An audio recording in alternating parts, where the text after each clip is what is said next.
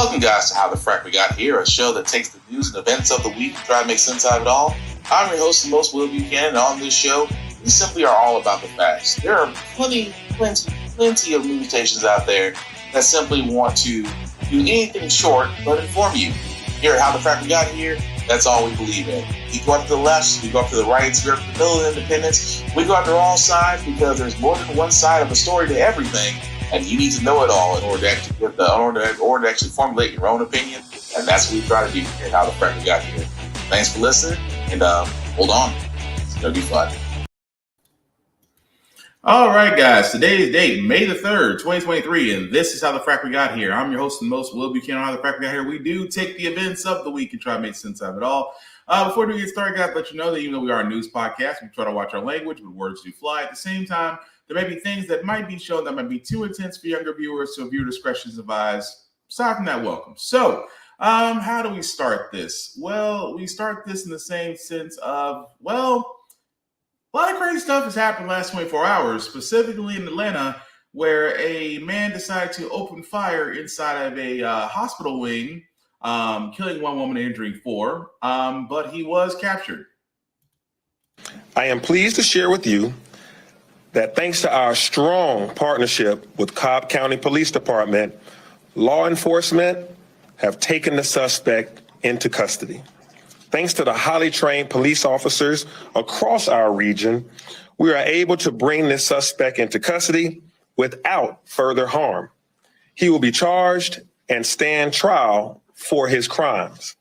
Not only did law enforcement bring this man into custody, they also kept our community safe during an enormously tense afternoon and evening. I want to thank our citizens for keeping calm, staying in place, and for providing critical information to law enforcement throughout the day. What we do know, we know that shortly before noon, the subject entered into 1110 West Peachtree Street and went to a medical center inside the building. It was shortly thereafter that he shot our first victim, and then the first 911 call came after that. He spent about maybe 2 minutes inside the building where he then exited on foot. And what we were able to pick up on the camera network system is that he went to a Shell gas station where he commandeered a vehicle. That pickup truck was left running unattended, and he took that vehicle. We were able to, again, use video to obtain a tag and immediately place that tag into our LPR system, our license plate reader system. And so at that time, we had to really do some work to figure out where he was at. There was a series of search warrants drafted both here in Atlanta and Cobb County, because we were getting information of residents and other locations that he may go to. So that was done as well. And then roughly around 12:30, we received an alert from the LPR system that he was in Cobb County. And so that, again, we were on the phone immediately with Cobb to let them know that this individual was somewhere in their jurisdiction. These are massively complex investigations, and information comes in so quickly. And it is so confusing and so contradicting that we find that we are often trying to go 3 or 4 different places very quickly, each seeming to be the suspect. And so that was what was happening today. We had, it was a fairly chaotic scene. We were being called to various locations in that area about what appeared to be legitimate sightings of this individual. And there was some fear, of course, in the citizens in that area, of course. So our officers were responding to those calls. And I will say this. If you rewind the hand of time 4 years, we probably would not be where we are today right now. Technology played a huge role, but technology doesn't do any good without people who are determined to capture an individual that would do something like this. And today we saw where those two things came together in an amazing. Well, yeah, to a certain extent, can't argue with that. At this point, we do not know the motivations of why this young man decided to fire upon a medical unit inside the Atlanta hospital. But let's be honest, more details about that man's life will come to bear, and we'll pretty much go from there. But I mean, looking on the outside in, this is the reality that we live in, guys. I mean, I could argue that gun laws are a problem. I could argue that current gun laws are a problem. I could argue that, you know, maybe this person falls exactly right under the red flag laws that would prevent people from having firearms like this. But like I said, it's hard to speculate when we don't have all the facts. So we're going to wait until all the facts are presented. But at least that man is no longer a threat to people, because that is the scariest part. Somebody with a gun who may have some nefarious intent may decide on using that on innocent people. And that is always a scary thought. It's becoming too much of a normal thing in America. That's the messed up part. But as I said before, as details come out, we'll definitely cover that, because that young man's life will be under a microscope. And trust me, if news cycles are anything, we'll find out more about that man in 48 hours than most people have found out about him in 5 years. I can almost guarantee it. But switching gears for a second, guys, this is the reason why I keep wondering. Well, number one, why do I keep wondering why people vote conservative, especially women? Because, and I say this very succinctly, that women are always attacked, especially women's rights. Your rights are attacked on a daily basis. And there are men behind closed doors who are mostly conservative in powerful positions that are trying to control your lives. Don't believe me? Look at North Carolina. North Carolina Republicans, keep in mind, Republicans, because North Carolina is under a heavy conservative majority, supermajority, same as in Tennessee. They are now about to unveil an agreement on a 12-week abortion ban. So that means, for all those that are wondering, that if you're a woman in North Carolina and if this goes through, and again, you cannot have an abortion after 12 weeks. If this goes through, currently right now, state law is after 20 weeks. But think about that for a second. 12 weeks. Now, granted, that's different from Florida's, because Florida's is less than Florida's actually 6 or less. And from a woman's standpoint, let's be honest, you don't know when. I mean, it takes some time to know when you're pregnant, but at the same time, to know that you have an option to do so. And again, for all those that want to know my stance on it, a woman's body is her choice. Her choice, the consequences are hers and hers alone. Whether or not she wants to carry a child or whether or not she wants to terminate a fetus, it is completely and utterly her choice, as it should be. Even though a lot of people out there believe that, you know, they need to save a child, but kind of ignore the ones that are already here sitting in foster homes or won't allow same-sex parents to actually adopt them out of fear of turning them gay. Yes, I said it. But that's the part that always bothers me, that it is amazing conservatives who lobbied voters previous election years. We're going to do things. We're going to do things about. We're going to challenge the system. We're going to do things differently than Biden spending our way out of things. And the moment they get in office, what's the first thing on their agenda? Oh, as soon as they struck down Roe versus Wade, we are now going to start introducing abortion laws, or trying to outright outlaw abortion, which, by the way, outlawing abortion doesn't stop it. Abortion is just making it safer, because let's be honest, unless you're the side chick of a conservative senator, then, you know, there's places you can go, because God knows that they can't be caught with love children. I'm still waiting on Governor Ron DeSantis, but we know that's coming eventually. But I digress. But again, I've never understood how people can be conservative, especially women, especially people of color, because I look at Tim Scott and I'm just like, man, he reminds me of Candace Owens, Jesse Peterson, you know, many other people like them, because they don't believe half the stuff they're saying. They say it because it's a paycheck. Because if you speak extreme conservative views, you get money. Look at Lorraine Boebert. Look at Marjorie Taylor Greene. Look at all the ones out there, Ted Cruz, who are spewing this crap, but they're getting endorsements. They're getting funding, campaign funding. They're getting appearances. They're getting all these things for just spouting the crazy ideologies of ignorant people. And unfortunately, some black people have actually said, oh, so that's how you get on. Well, I'm conservative too. Herman Cain did it. Candace Owens did it. Candace Owens was conservative. Candace Owens was so conservative that she said Hitler was not actually a bad guy, and conservatives went, "Oh, we can't endorse that. Hate black people all you want to, but side with Nazis, that's a little too far gone." That tells you everything you want to know. Even more so about Tucker Carlson, which we'll get into momentarily. But speaking of Biden, might as well get on to him first, because Biden's going to have a problem on his hands. Yes, the White House dinner, he was funny, but that's mostly because of writers, and we'll get into that little part later. But Biden's going to have a big problem on his hands in the next couple of days. Reason being because he has kicked this can down the road so long that Title 42 is going to end, and the wave of immigrants sitting at the borders will increase. At dawn, the migrants covered in blankets stretch for blocks. And tonight, El Paso is under a state of emergency because city officials say they don't have enough resources to handle this. Are you desperate? ¿Estás desesperada aquí? Demasiado. I'm very desperate, Maria Angel from Venezuela tells us, next to her 10-year-old daughter. I don't have anything to eat. I don't have anywhere to sleep, she says. Today, we saw that desperation as migrants here scramble for food and water. We were here several months ago, and there appear to be many more migrants now. The difference is striking. This group extends all the way around this church for several city blocks.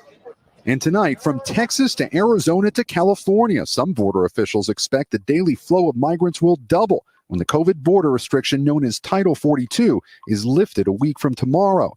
President Biden under pressure. Republicans arguing his lax border policies sparked the record number of illegal border crossings, while migrant advocates say his upcoming deployment of 1,500 active duty troops to help Border Patrol with administrative duties sends the wrong message. Why not send 1,500 attorneys? That's the necessity here. Why not send 1,500 social workers? Other critics here say the troops are too little, too late. I have lived here for over 38 years, and I've never seen anything like this in El Paso. Claudia Rodriguez is a business owner in El Paso who does not think the White House has done enough to prepare for the lifting of Title 42. We have people sleeping on our streets. This is unsustainable. It's not normal. Please help us, and enough with the politics of it. Meanwhile, the Biden administration is touting a deal with the Mexican government that will allow U.S. authorities to deport migrants from certain countries back across the border. Yeah, because that's the best way to solve it. Let's send them back. The same thing Trump tried to do, except he tried to build a wall, thinking the fact that that's going to stop immigrants from actually coming over, not realizing that immigrants just don't climb a wall now. They kind of take a plane. This is the problem I've had with Biden when it comes to this kind of stuff, because yes, he has a Democrat-controlled Senate, and now he is dealing with a Republican-controlled House. But this problem has plagued him since he's had a single supermajority. That, for the simple fact of the matter, it's always been this question of how do we solve our illegal immigrant problem? And the woman that was in the actual, the woman that was during the video said it best, that Biden is now going to send a military aid to help out. And by military aid, I mean he's sending troops to basically enforce the laws in El Paso and other border towns. But the woman in that video brings up a wonderful point. Instead of sending 1,500 troops, why not just go ahead and send 1,500 lawyers? 1,500 social workers, 1,500 judges, because the simple fact of the matter, guys, is that the immigrant system it works for some, but not works for all. Reason being because Biden brought over well over 100,000 Ukrainians, war-torn Ukrainians, he brought over from there to here with no issue. And I've never understood that. So you're telling me the no matter, I'm just going to guess thousands of immigrants at the border will now have to kind of be stuck. But again, and I'm throwing this at Biden, Ukraine seems to be getting all the perks. And it's one of those things where I would love for him to explain why it's so hard to fix the immigrant system. Because Here's the thing. They'll always chuck it down to, well, talk to conservatives. But conservatives don't have an immigration plan. Conservatives, here's the thing about conservatives. The current conservative party, conservative, GOP, Republican, whatever you call them, that party will never have an immigration plan. Never. They see immigrants as the enemy. They see immigrants the same way Donald Trump described him in his first campaign speech. Oh, they send us the worst. They send the killers, the rapists. They send the worst of them. They send the worst of them over here, and we welcome, and we don't need them here. And he does. He says that, and you know what the funny part is? As Trump repeats that, others, Fox News, Tucker Carlson, all reiterate, regurgitate it, treat it like gospel. But Biden had a chance to turn around and finally do something that every president has wanted to do since they come in office. Aside from fixing the VA system, fix the immigrant system. We still have sort of a plan. I mean, we have the DACA, the DREAM Act. We still have that in because there are some that are still under that act who are on the path to citizenship. It wasn't perfect, but at least it was something, which Republicans shot down anyway, because out of fear, Republicans always fear this. It's almost like they're afraid. I mean, you've been on the top of the food chains for so long that when the numbers and population and the way America looks starts to change, they panic because it's not a face they're used to. So again, I have to point this out to Biden. Why is it that we cannot get actual aid to El Paso, Texas, or to Novara, or to New Mexico, or to California, or to New Orleans, basically any state that's on the border? Why can they not get the same assistance as Ukraine? And you're probably wondering, why am I bringing that up so much? Very simply, because Biden has decided, hey, I'm going to send $300 million in new military aid to Ukraine. And I know a lot of people are thinking, didn't we just? Yes, we have basically went. Oh, we have nearly went, and I say nearly. If you think about it, think about that website right there. The U.S. has offered more than $35.7 billion in military aid since the invasion. In military aid, $35.7 billion to a country that is being invaded by Russia. And we are sending money, military aid, and military arsenals to Ukraine. No question. Actually, the funny part is this was voted, as far as military aid was concerned, it was voted for Democrats. It was voted by Democrats and for conservatives. Now think about that for a second. And this is a question. This is why I know I could never be in the White House. I could never be one of those people that ask questions in the White House, because I'm like, wait a second. We would gladly give $300 million to Ukraine on top of the $35 billion they're already getting from us. But we can't help our border. We can't help immigrants as far as getting them processed, getting them food, getting them temporary housing, actually helping them, because we'd rather send the military down there to enforce the law, but we'll give Ukraine a blank check. I'm sorry. Somebody make it make sense, because it doesn't make sense to me. And like I said, this is the reason why I know if I ever got a chance to ask Biden, I'm like, no, it's not a good enough answer. You blaming Congress for not acting when you are the head of the spear, it's just not enough anymore. Because it happened under two different Congresses. It happened under the previous one where you had a single majority. It's now happening under the one where you basically have a divided Congress. And it's the same thing. The House and the Senate not getting along excuse just doesn't cut anymore. For the simple fact of the matter is, let's just be honest. Nobody wants to fix the immigrant system because they like it broken. In the same way like the VA system, they like it broken because it benefits other people instead of the actual citizens it's designed to help. But that's not the only thing Biden's got to worry about, President Biden has to worry about, because another thing that's been kicked down the can again, which is going to rear its ugly head again. Why? Because the government, for all its talk of cutting and spending and fiscal responsibilities and things of that nature, is about to run out of money and may default on its debt again unless they figure out the debt ceiling. Where have we heard this one before? The fight to avoid a looming economic crisis is taking even more urgency this morning. Treasury Secretary Janet Yellen says the deadline to extend the debt ceiling could happen as soon as June 1st, meaning that's when we could experience our first ever default. But right now, Republicans and Democrats in Washington are far apart from reaching a deal to raise the debt ceiling. NBC News White House correspondent Monica Alba joins us now with more on this. Monica, good morning. So we're now just less than a month away from that June 1st date, and we've been on the verge of this before. So it's important to focus on the serious consequences this could have, and even the uncertainty around it can have some huge implications. If you could walk us through what could happen here. That's right, Stephen. This could really bring the financial system to the brink of collapse. It would be catastrophic, in the words of the Treasury Secretary. And the reason we're really talking about this with that sense of urgency you mentioned is because the U.S. has never before defaulted on its obligations. And some thought that there was actually going to be more time to figure this out. The fact that Secretary Yellen yesterday said June 1st is what's known as that X date, when really the U.S. can no longer pay off its obligations and its debt and would need to continue to raise the debt ceiling in order to borrow more, suggests that really this is going to be something that has to be figured out in the next couple of weeks. And now the real paths here are a little bit confusing in terms of what could happen. And the reason we have to look to the past here to see what could happen is that every time that this kind of impasse has been reached, there has been some negotiation. Bipartisan presidents of both parties have come together to figure this out. And ultimately, always the debt ceiling has been raised. Now, the reason that right now it's a little bit tough is because both sides are dug in. The White House, the president saying this isn't something you can negotiate over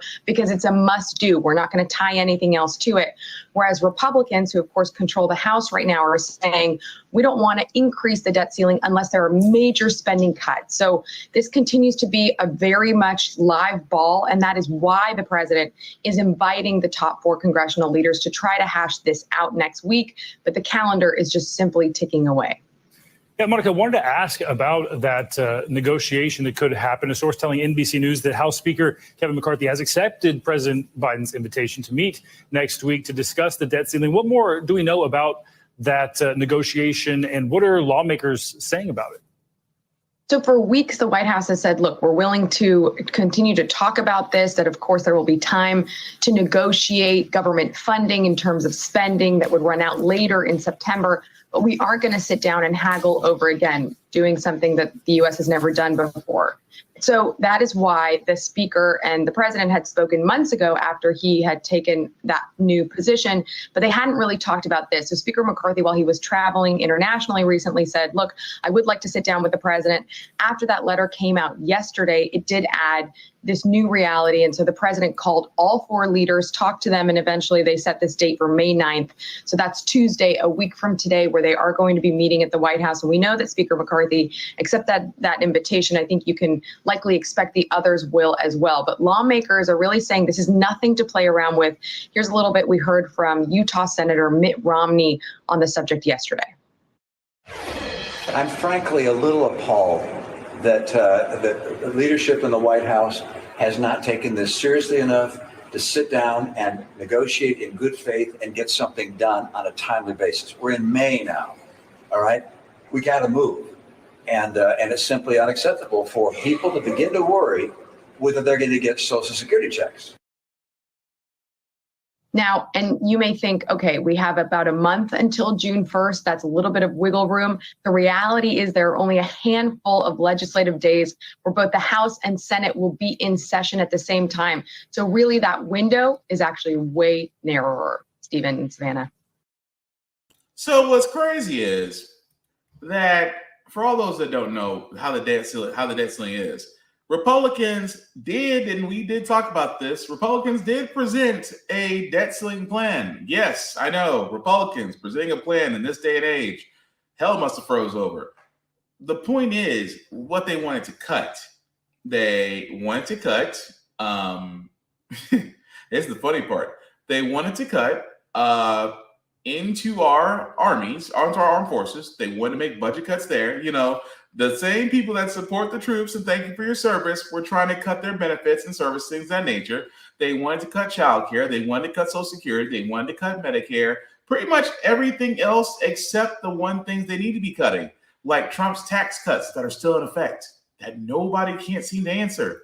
Like, why in the blue are Trump's tax cuts for rich people and businesses still in effect and nobody knows? On top of that, it is amazing to me that it's always, when it comes to the debt ceiling is basically one big game of chicken between Democrats and Republicans. Republicans refuse to actually agree to the debt ceiling unless they get something out of it. Democrats said what you're asking for is completely crazy, and if the American people knew about it, you wouldn't even be a party. So both sides are playing a game of chicken with you. For a lot of people that don't know, when the government shuts down, so do the services, not just the government functioning. I'm talking about things like government assistance, food stamps, Medicare, Social Security checks, disability checks. All that comes to a screeching halt. And I don't know about you, but for a lot of Americans out there, you are living, I mean, myself included, we're living paycheck to paycheck. So, and for a lot of our situations, a lot of us are just a paycheck away from being out on the street. So with that being said, and actually not even that, with that being said, it's sad that Congress sees no need to move because Congress is secure. And this is why if I ever did go into politics, the first thing I would sit there and say is Congress needs term limits and it needs a lot of XYZ to make the American people feel better about who they elect. Because if you're a representative, if you're a senator, whether you're in the House or in the Senate, you pretty much got a real ass cushy job. Sure, you may make $144,000 or $300,000 a year for life. Yes, for life. Which again, they're not addressing, because if you're a senator or representative, you get that salary for the rest of your days, even when you're not in office. At the same time, as long as there's no limit on how many times you can run. You can run 5, 15, 50 times as long as you get elected, but there's no urgency in Congress. See, let's think about it. Once a lot of these politicians get elected, they go into cruise control. Because why? No need. There's no rush. I will sit there during election time. I will listen with you. I'll go to church with you. I will sit there and say, I'll fight for you. But the moment I'm elected again, cruise. Because they see no urgency. They see no urgency because it doesn't affect them. That's why I wish there was more stipulations for politicians and for senators, especially treating them the same way we treat the presidential office. You get 2 consecutive terms, then you got to sit one out. At the same time, the people of your state can bring a vote of no confidence if they believe that you are not serving the purposes of the office that they elected you to. That's what it should be. At the same time, if you are elected official, you cannot hold stocks. You cannot deal with anything of the stock market or anything that you may have specific influence or information on for personal gain. You cannot have it. And if you are found having it, it's a felony. It's like do not pass go, do not collect your dollars, still just go directly to jail. That's how it should be. But at the same time, this is why I say the problem with the debt ceiling. Because you have those arguing in Congress who will not feel the impacts because it doesn't affect them, because their benefits, their salary, everything about their job is guaranteed as long as they're elected. And you want to start, you want how you fix the debt ceiling? Start with the ones who are arguing and saying they're not moving fast enough to get a problem. As someone once said, if you give politicians the same living, if you told that all politicians got paid the minimum wage until they fix things, watch how quickly things turn around. Because then they'll realize nobody can live off $7.29. Nobody. But anyway, moving right along, guys, I want to go to this story as well. I just don't know how to, let's just go into it because it's just a way to talk about it. That man right there who looks like he is just all the way white lives matter, blue linebacker. He looks like the kind of guy that thought his mustache was cool because he fucked up but still wanted to go all the way in. That guy. Yes. That man right there who reminds me of Hank Hill, if Hank Hill decided to thin out a little bit, is Officer Preston Hemphill. You'll probably remember that name because he was one of the other officers involved in the Tyree Nichols stop. The stop that was done in Memphis that we still don't know why they pulled him over, but we do know that they beat this man down until he died. And that man, he was the one lone white man along with 6 other black men that were charged, that were arrested and brought up on charges. Well, unfortunately, the DA has decided that he will not charge Officer Hemphill at this time, which is crazy because he says, quote unquote, by no means do we endorse the conduct of said officer, but we do not believe that criminal charges are appropriate. This is the same man that in the video, you can see him trying to tase Tyree Nichols, saying that I am going to tase your ass. I mean, if you don't get on the ground. He's in the video saying that. Now, what I don't understand is that the DA has decided, because DA is going after this quote unquote Scorpion unit that they call themselves. But along with the other 5 officers, somehow the DA has decided that this man does not deserve to be criminally charged.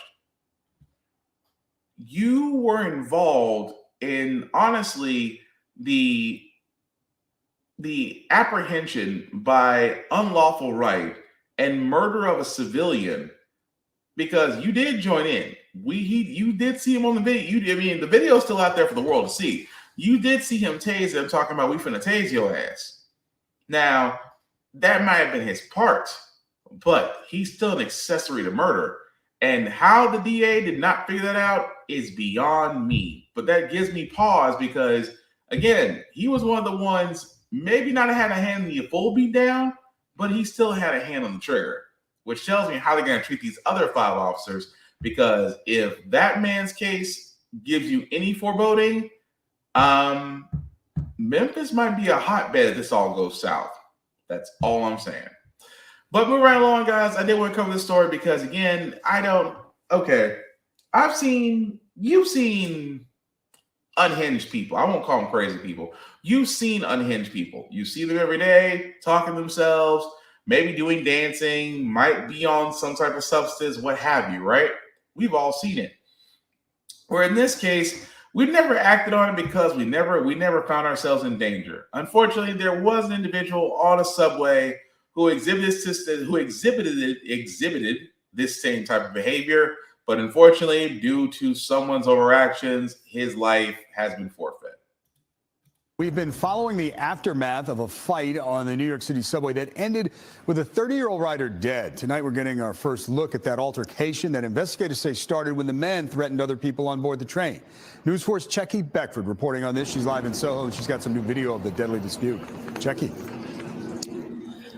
Yeah, David, and that new video shedding new light on that altercation that happened underground here at the Broadway and Lafayette station yesterday. Did that supposed Good Samaritan go too far? Well, we spoke to a witness who was there and recorded that altercation. And even he says he's not sure. He says it's complicated, but he does say he believes that the man who was placed in a chokehold was held for too long. We have to warn you that video you're about to see is disturbing. Heroism or vigilantism? The video shows 3 strap hangers subduing the 30-year-old man after witness Juan Alberto Vasquez says he got on the northbound F train and began acting aggressively, threatening riders.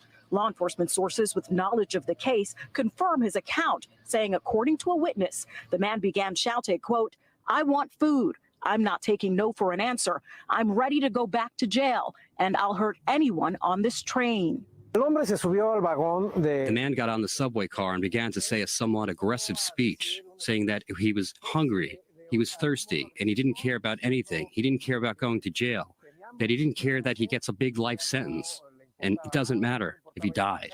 Vasquez says he was scared and believes others on the train were too. That's when he says a 24-year-old rider came up behind the man and put him in a chokehold, holding him there on the ground. 2 other men standing over them also helped subdue the man. If there was fear, the people who were bluish or who were there, where he separated everything, moved from their place. I stayed sitting in my place because it was a little further away. But obviously those moments, well, one thinks fear, one thinks he may be armed. He says that chokehold lasted about 15 minutes, even with the train stopped at one point at the Broadway Lafayette station and the doors open. Well, most of the people left. If they open the door, the train separates and it leaves. Almost all the people just stayed.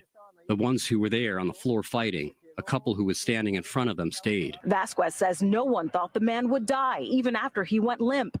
EMS arrived and performed CPR, but he could not be revived. I think no one thought that he was in a risky situation because he was defending himself all the time.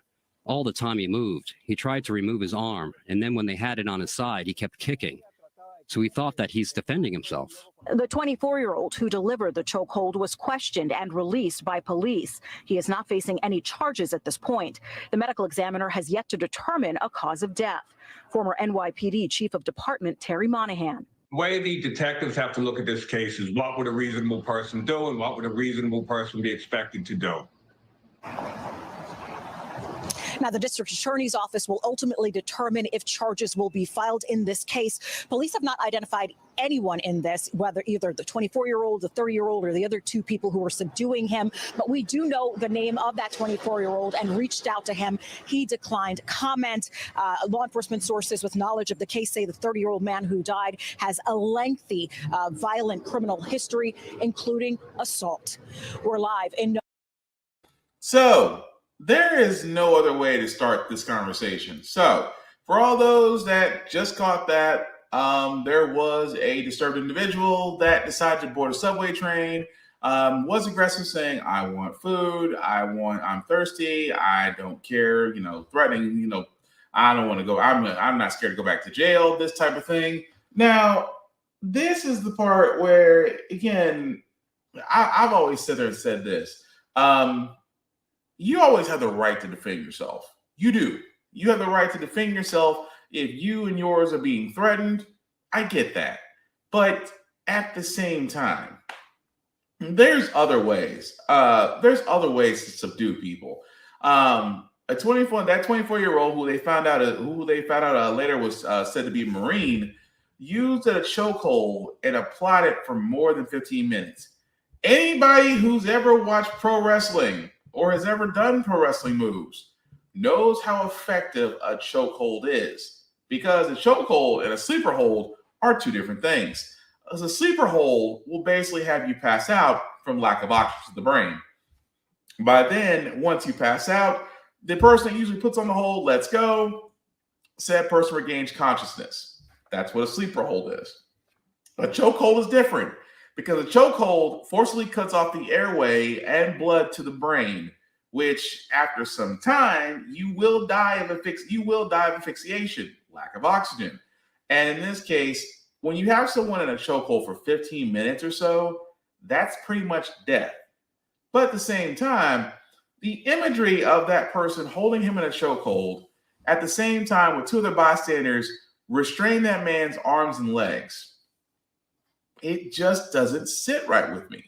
Now, I'm not saying that what they didn't do was right. I'm just saying that at some point, there has to be a little bit of actual accountability. Where in this case of it all was, for the simple fact of the matter, is that someone sit there and say, well, he had to act because who knows what would have happened. We wouldn't know.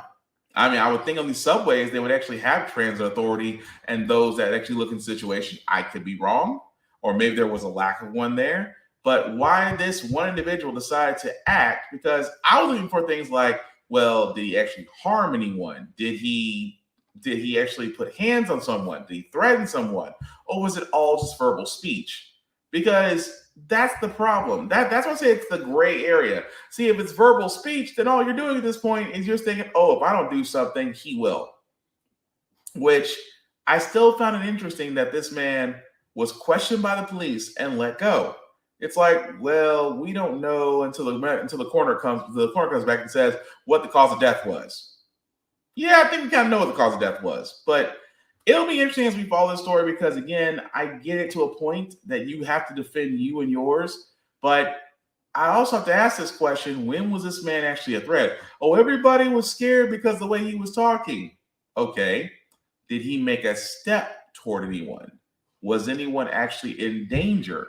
Because without those things, I'm sorry, it's going to be hard to justify why this 24-year-old decided that he needed to put this man in a chokehold and why two people need to actually restrain his arms and legs. Because if restraining was all that you need to do, there are easier and non-lethal ways, especially when it's 3-on-1. But like I said, We'll follow that story as it comes along. Another story, guys, that's absolutely crazy, and I say crazy because remember this name, Kathleen Castillo, a woman who a year ago decided to run over Black Lives Matter protesters because she said up and down. Well, at first she said out of fear because she thought the protesters were going to harm her and her child in the car. But she also sat there and said, well, I accidentally slipped up and hit the accelerator and ran through Black Lives Matter protesters. Yes. Now, at first, we covered this on the podcast about a year ago because she rejected a plea deal that would have landed her 6 months in prison. Unfortunately, I'm sad to report that somehow, some way, this woman got probation. Not only probation, 5 months.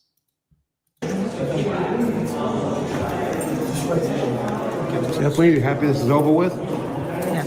Yes. What do you have to say? I am sorry for everyone. I really am. You know that, right? They fucked my life up. Exactly. This is not everybody's best day. People should protest at peace. You did this. You did this. You Tabitha can't concentrate. She has cognitive issues. She can't play with her kids. She can't help them with the homework. You people's lives up. You're the one. You're a criminal. You're a criminal and you have not taken accountability. You have not taken accountability. Protesters should take responsibility for the aggressive and unreasonable. They were not aggressive. They didn't do anything. My husband's back was turned when you hit him and sent him flying into the air. His back was turned. How is that aggressive? How is that aggressive? Crazy, isn't it? That woman who shows the remorse of a rattlesnake literally was supposed to be facing 7 years in prison nearly 3 years ago. And this was the deal that she got with the Manhattan District Attorney's Office. And I'm just going to just throw this out here. She pleaded guilty to reckless endangerment, which was a misdemeanor, that could get knocked down to a disorderly conduct violation if she fulfills her sentence and stays out of trouble for 6 months. I'm really trying to fathom this.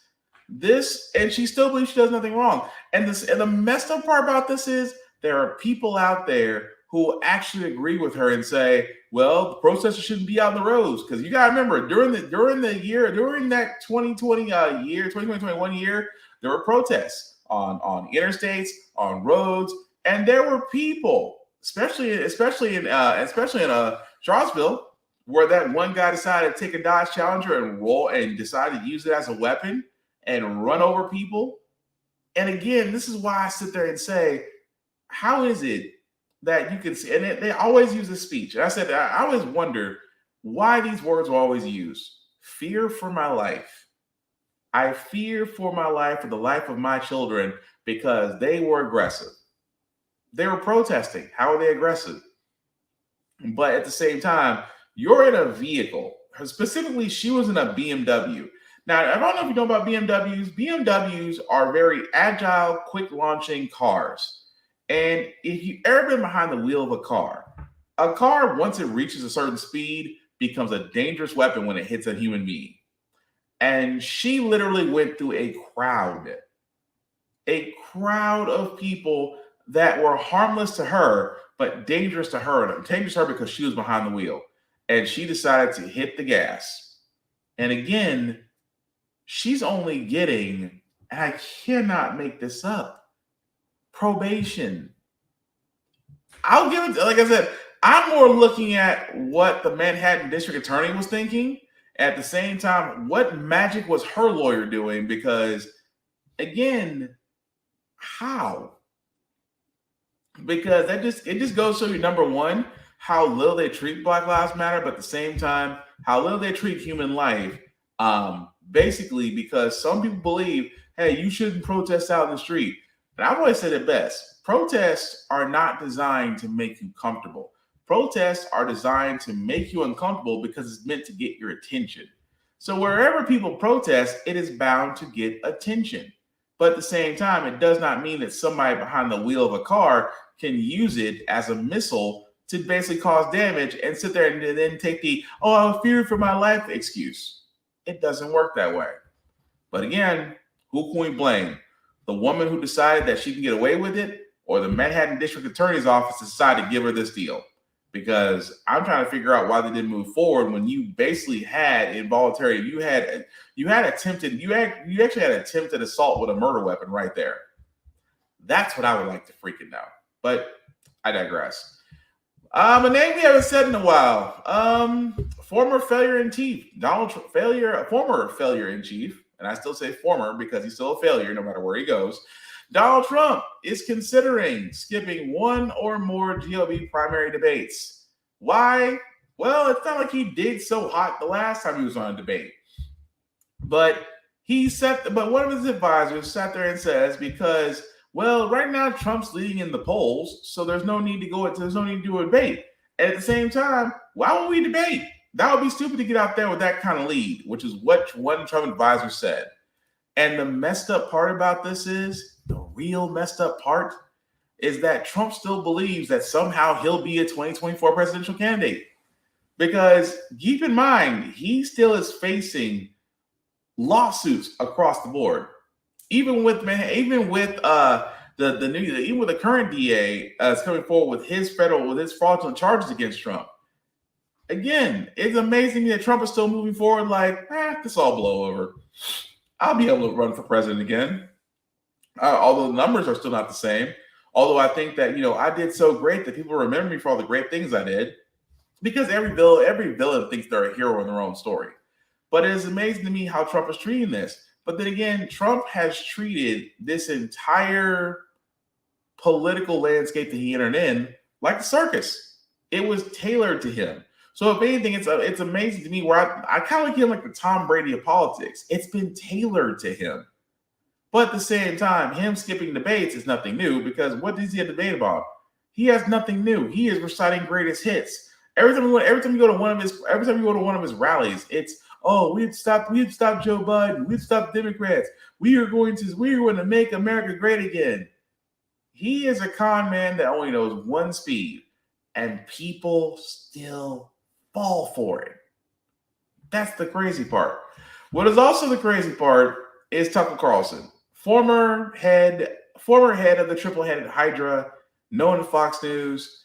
And people are wondering because, again, Tucker Carlson got let go like a dude that got told that he's like a guy that said, I'm going to see you at work on Monday and didn't realize he was fired on Friday. Well, as we knew this was coming because more news about Tucker Carlson is coming out. Not the fact that he's picked up a new job, but the fact that he had erratic behavior.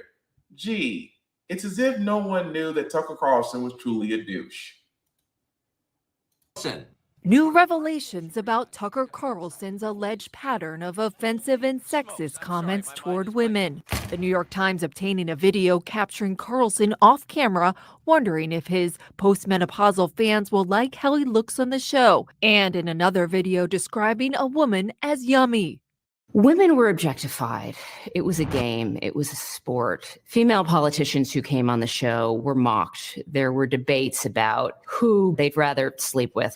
C-word all the time. This comes as former Fox News producer Abby Grossberg has accused Carlson in a lawsuit of pervasive sexism and misogyny at his show. There are literally pictures like this big of Nancy Pelosi in a bathing suit in Europe, plastered all over. Grossberg claiming Carlson encouraged a work culture that subjugates women based on vile sexist stereotypes, where women were subjected to crude terms out in the open, like discussing which female guests were effable, the lawsuit alleges.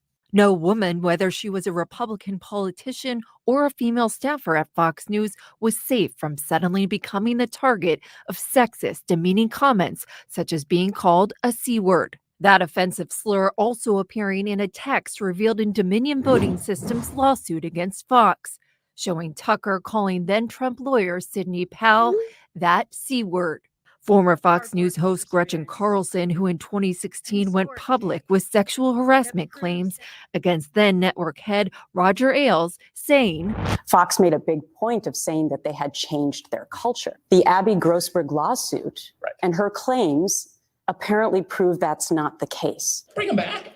Meantime, a long trail of past comments made both during and before he became an anchor at Fox paints a similar picture, with Carlson repeatedly disparaging women. Carlson saying of Supreme Court Justice Elena Kagan, I feel sorry for unattractive women. I mean, there's nothing they did, you know? describing Hillary Clinton as anti-penis. You look at Hillary and you know in your heart that if she could castrate you, she would. Saying of then Congresswoman Tulsi Gabbard, I don't know what this is really about, but I do know that according to every website on the entire internet, she's the prettiest member of Congress. referring to Vice President Kamala Harris as is the ex-girlfriend of Montel Williams and will be described that way forever after on this show. and stating of feminism. I don't think anything has changed our society more or for the worse. And Tucker Carlson has not gotten back to CNN in response to these allegations. We also did not receive a response from his lawyer on the newly uncovered video of Carlson obtained by the New York Times. Meantime, Fox News has denied the allegations that Abby Grossberg has made in her lawsuit. Ooh, it's not looking good for old Tuck right now. It's not. I mean, it's not like you guys have warning signs. It's Tucker Carlson. It's literally a guy who was basically every college frat that couldn't get past. He couldn't get past our remedial course because he literally has a degree in interior design that he'll never use. He reminds me of those type of guys. And it's amazing to me that as all of this is coming out, it's like, but he's sexist. The rest of us, yes. He objectifies women. Yes. He thinks lowly of feminism. Yes. Because all the signs were there. It's the fact that, but Fox knew all this. Fox knew all this and didn't care because you know what? Fox needed to have someone there. Fox needed to have their person there. Just like Bill O'Reilly, just like Glenn Beck, now Tucker Carlson, Sean Hannity. If you know, Sean Hannity's really turned down a lot because he doesn't want to be the next one, but trust me, he's probably next. It's the fact that you get these personalities on there that feel like they can't be touched. And Carlson finally got touched.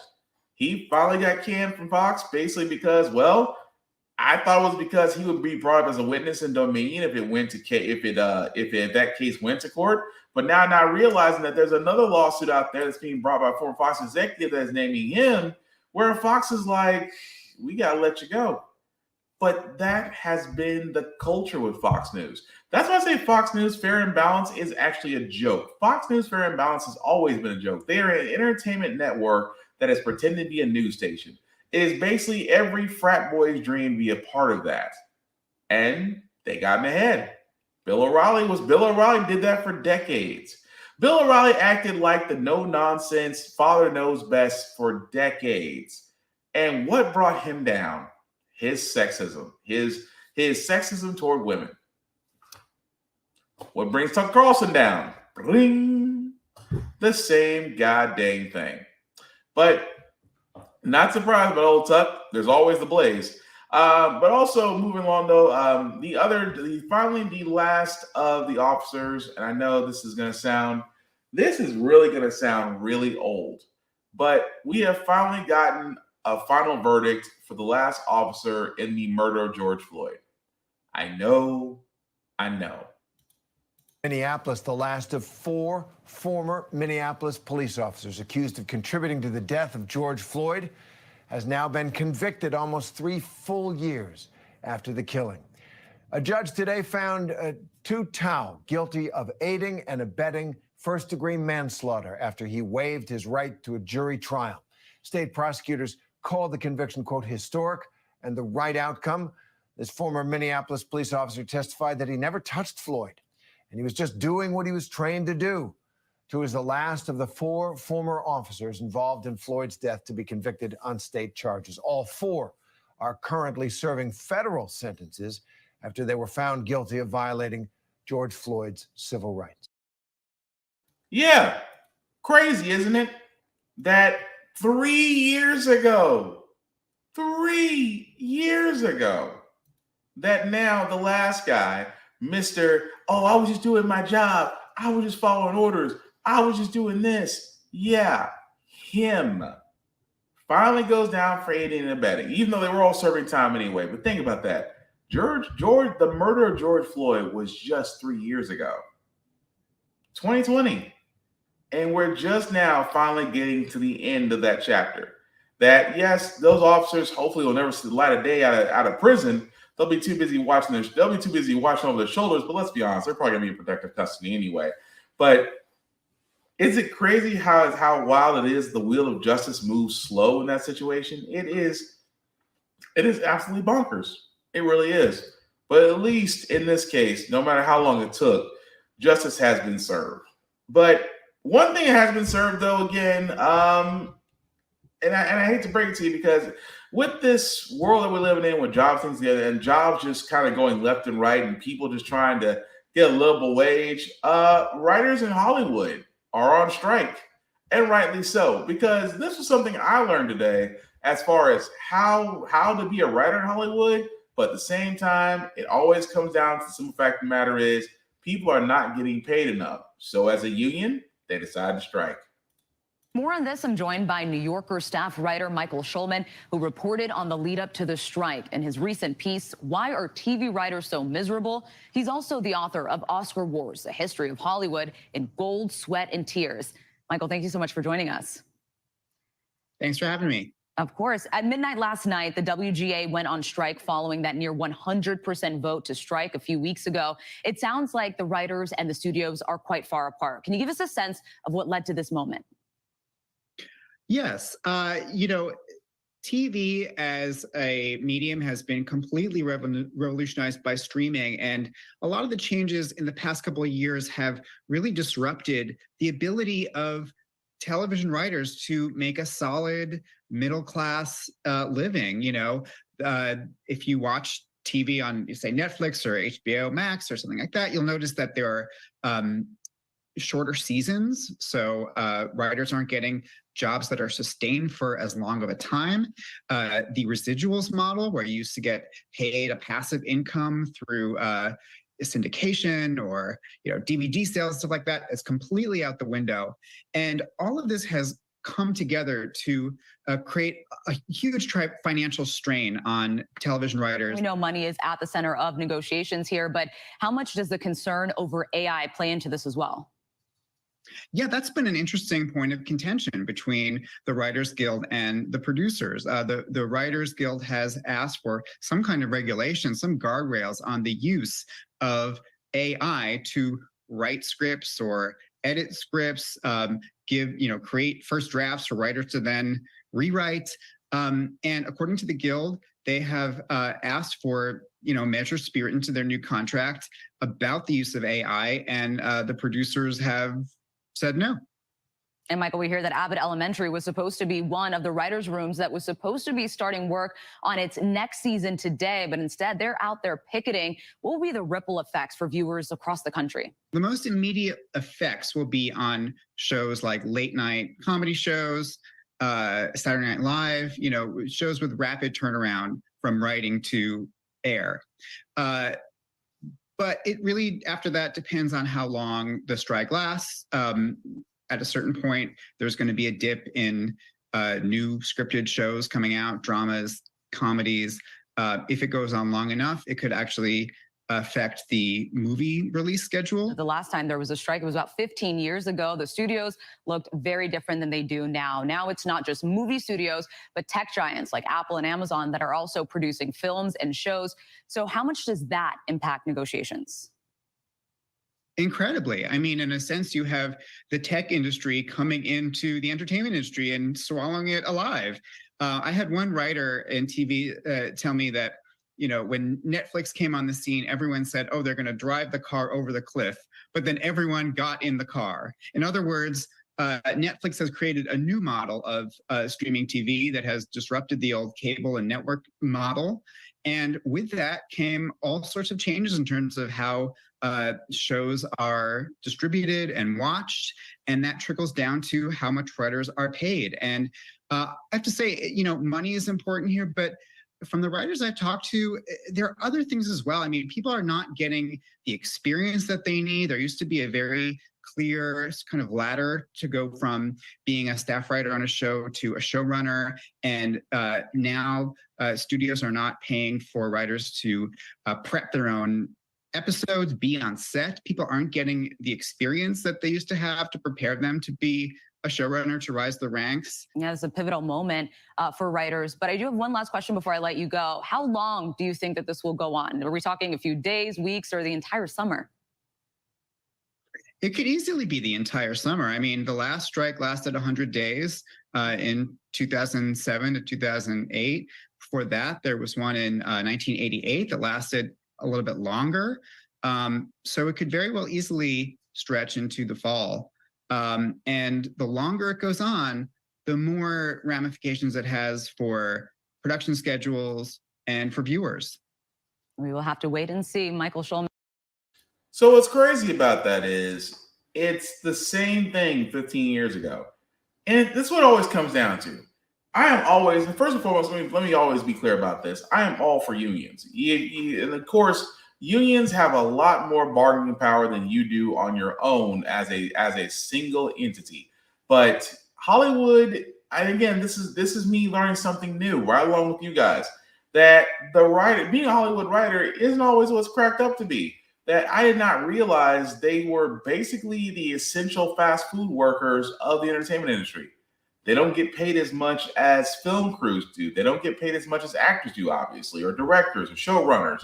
At the same time, you got to think about that for example. If you're actually contributing to a hit show, let's say you are contributing to shows like Saturday Night Live, Abbott Elementary, Ted Lasso, and I can keep going down the list of popular shows depending on what streaming services or cable shows you watch. That being said, imagine that the writers behind those shows do not get paid as well as everybody else. But without those writers, you don't have a show. Don't believe me? Look at Heroes on NBC. Remember Heroes on NBC? Lost? Those two series alone were victims of the strike.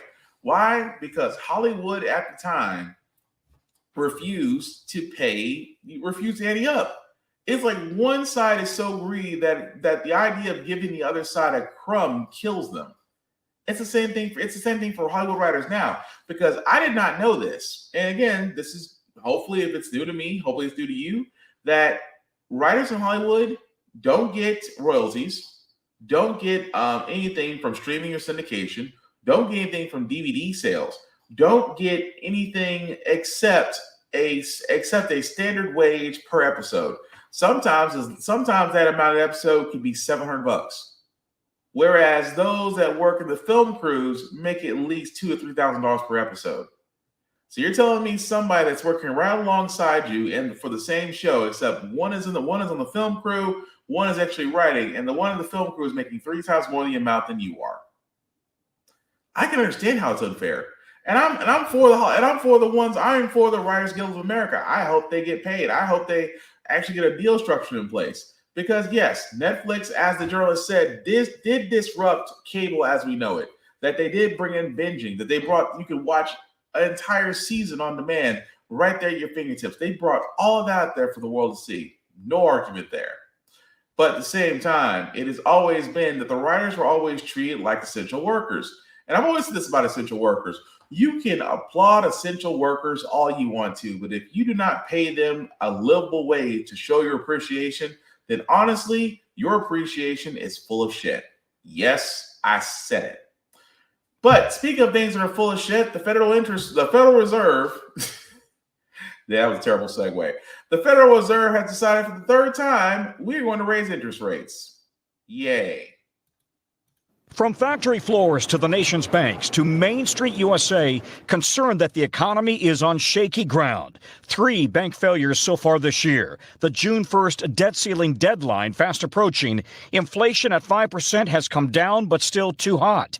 Today, hiking rates for a 10th time in just a year. The Fed chairman would not say whether this was the last hike. Our future policy actions will depend on how events unfold. Higher rates will mean the cost of borrowing money will get even more expensive. Credit card rates are now over 20%. Mortgage rates at 6.5%. DC realtor Tiani Craig was today staging a new listing. Some home buyers are accepting higher rates, but the market has cooled. It can't go too much higher or people just aren't going to be able to buy anything anymore. Meanwhile, fear that more regional banks could be in trouble, forced to pay higher rates on customer deposits while receiving lower rates on a big stack of older loans. But so far, underestimating this economy has been a bad bet. And tonight, growing concern the nation could default on its debts if Congress does not raise the debt ceiling by June 1st. Ahead of next week's summit with congressional leaders on President Biden, Democrats. Well, we're just going to stop right there because it goes back to the debt ceiling again. But yes, the Federal Reserve decides to hike up rates another quarter. And here's the thing. I get it. Because what they're trying to do, because with inflation rising, you raise up rates because you make it hard to borrow money, to get loans, things of that nature, in the hopes that you will force the market to basically cool off. It's a nice theory, but the problem is it doesn't work in this scenario. Like I said, as you heard in the report, that it's been 10 times. This is now the 10th time that interest rates have been risen. And it's going to get to the point to where people are going to have to start asking questions. Like, number one, everything goes up by your paycheck. The one thing that nobody seems to want to answer, because I already said it best. You want to kill inflation? Raise the wages that you're raising people. It's interesting. If you raise the minimum wage, you will force all businesses to raise their prices, to raise their wages. And again, the minimum wage currently right now should be anywhere between $24 to $26 an hour. It should, because that's what the minimum wage was designed for. It wasn't designed for low-level jobs. It wasn't designed just to pay people a certain amount. Let me rephrase that. The minimum wage was actually designed to where this is by far the bare minimum that you could get by on and live. That's what it was designed for. That's exactly what it was designed for. It wasn't designed for fast food workers. It wasn't designed for high school kids. It wasn't designed for the ill repute as far as not finding a job. It was designed basically put in place to ensure that any job that you get, that you could live off of. And yet, we're in 2023 and the minimum wage is still $7.29. And now we're seeing inflation rates risen again, which people are going to start tightening their wallets, which means less spending, which means a lot of products to be sitting on shelves, which means that credit card usage may increase or decrease. At the same time, people are going to stop buying because that's what America is based off of. America is basically one big money printing machine that as long as Americans are spending money, the economy is fine. When Americans start tightening their belts, America gets concerned. But it's been a long time coming because Elizabeth Warren said this years ago, that if you mess with Glass-Steagall and you mess with Dodd-Frank, this is what happens when banks are allowed to play with house money and it backfires on them. But you still don't want to pay the American people a livable wage, which again, if we raise the minimum wage tomorrow, other companies would have to raise their wages as well. And you wonder what happens when people actually have a livable wage? They spend, which would by far reset the economy. But hey, what do I know? I'm just the guy with the podcast. But anyway, moving right along, guys, we're going to move on to our feel good segment of the show, because usually on How the Frack Guy, we usually cover a lot of things that are doom and gloom, sometimes usually hate humanity. But hey, it's Wednesday, therefore it's Hump Day. Tomorrow being Friday Eve, which is Thursday. We want to leave you guys out with some good vibrations, and hopefully the story will do that, because in my heart, I always have a special place for educators, for teachers, and it's always amazing to see people that go back and want to give back and say thank you to those that inspired them. Tonight here, Deborah Roberts on Lessons Learned. Her new book, inspired by a teacher, a librarian who changed her life. Deborah tonight on the journey back to find her, the librarian, America Strong. It's morning in Perry, Georgia, my hometown, 2 hours south of Atlanta. And as the sun rises over my old school, you see it, the buses heading to Perry High. And so am I. This will be fun. To reconnect here with somebody who changed my life forever, and the memories come racing back. I would spend a lot of time out here, of course, talking to my friends at my locker, and then head over to the library, which is a place that I just love. Our former school librarian, Mrs. Kathy Talon, had an enormous lifelong impact on me. Kathy Talon just made everybody feel so welcome. And on this day, years after she first encouraged a young Deborah to think big and ask questions about the world, I've gone back to thank her. Kathy is in here. Oh. Haven't seen her in a long time. Hello. Hello. I'm gonna cry. Hello. Hello. Oh my gosh, it's good to see you too. I knew I was gonna cry. It's been a long time. A long time. But I've never forgotten Mrs. Talon and her lessons on exploring life, always encouraging me to be curious. That's our book, Hatha Yoga. Even teaching me yoga and meditation years before it became mainstream. Look at that. I remember the bow pose, yes. But most importantly, There you are. Mrs. Talon didn't just ask questions of her students, she listened. Teachers who pay attention to their students and are willing, bold enough to point something out, whether to straighten them out or to encourage them. It's paying attention, I think, is critical. And that's what I think sometimes lights that fire. You encouraged me to think big and to get out there and not to be afraid. Yeah, it's good. Thank you. Thank You're welcome. And Deborah Roberts back in New York after her trip home to Perry, Georgia, and going back to find good old Mrs. Talon, who wanted you to think big. And you know what I love, Deborah, is the power of a simple thank you. And you know, I've said this to you, maybe you've started a little movement here. I would hope so, David. It was certainly a gift for Kathy and for me. And I tell you right now, at this hard time, any educator would appreciate, I think, a little acknowledgement and a thank you. Yeah, I'm going to do it too. Like I said, a little movement started. Great. Thank you, Deborah. And again, I always sat there and said it once, and I'll say it again. Educators will never be given their flowers, although they highly should, just because they change lives. And as you can see with that individual, it definitely did change her life. And again, educators always hold a special place in my heart because they have been given the greatest profession. They may not be getting paid the way they should be, but you can tell the influence they have on people still sticks with them to this day. But can't knock it. This makes me think of the teachers that influenced me, and I always want to say thank you whenever I see them. But that's going to do it for this podcast, guys. And thank you all for watching, for liking, for letting people know this is live. I certainly appreciate that. Some shameless plug before we do get out of here. Shout out to my boy on the Big VZA Dot. You can definitely check him out at Big VZA Dot on all social media. Definitely his YouTube channel where there's plenty of music where he does not copyright anything. But hey, if there's music that you're interested in buying, definitely check him out at Big VZA Dot or at bigvza.gmail.com. As for yours truly, guys, you can find me BlackFox447 on all socials. I usually do reviews and everything that I watch, that I read, that I play, even gym stuff, because I do a couple push-ups. At the same time, guys, the link to the shows, let me make that just a little bit bigger where you guys can see that. You copy and paste that link into your browser, take you to my link tree that has the YouTube, Facebook groups for all of our podcasts. How the Frack We Got Here, Get Bit Podcast, of course, How the Frack We Got Here. Definitely like, share, and subscribe. I would certainly, most importantly, appreciate it. Also, at the same time, definitely, if you like what we talked about or have different opinions, everything that we discussed, let's keep the conversation going. Let me know either on Facebook or YouTube, and we'll definitely go from there. Aside from that, guys, as we wrap this up, I am all for unity. I am all for the fact that we need to be more united, that we need to share each other, promote each other's ideas, celebrate each other, and just stop hating on each other. Because if you ain't noticed by now, we are all in the same boat. So if someone gets the bag before you, celebrate them, because you don't know if your time's coming around the corner too. At the same time, guys, I am a very social person, which means that, look, you can talk to me as long as you're not a dick. I'll be cool with you. Also, let me not forget. Also, How the Frack We Got Here can also be now heard on Spotify, on Google Play, and on Apple Podcasts. Yes, we are moving up in the world.